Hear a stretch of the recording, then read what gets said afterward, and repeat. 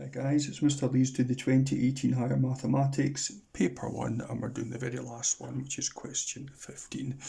You're asked to sketch a cubic function defined on a set of real numbers, as is usually the case, and you're given 4 conditions about it, and you have to draw a possible graph that satisfy all these conditions. Okay, so the first one is that x plus 4 is a factor of f of x. Now what does that mean about the original function?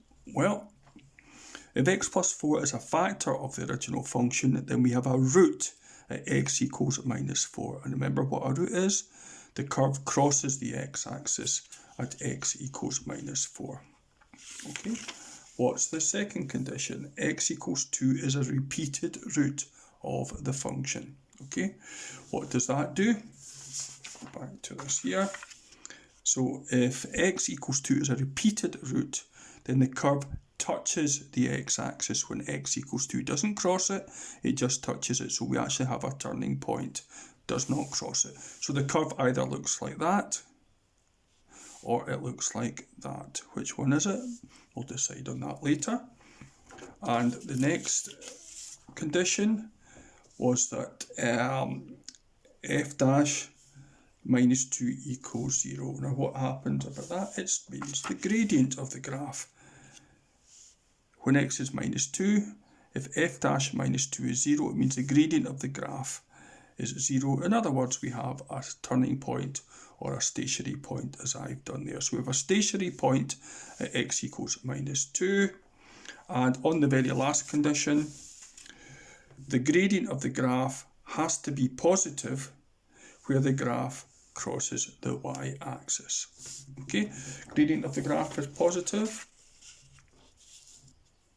In other words, when it crosses the y-axis, the curve is going up the way like that. Okay, so one final point. Remember what a cubic function generally looks like. That one there, 2 turning points, that or that. Okay, so it just helps if you know generally what a curve looks like. Cubic anyway, and let's have a look at what I wrote here. So we have a root at minus 4, that was the first condition, and the stationary point at minus 2, that means the curve is flat when x is minus 2. There's our repeated root. Now we actually have 2 conditions here. It could go up, turn, and then go like that.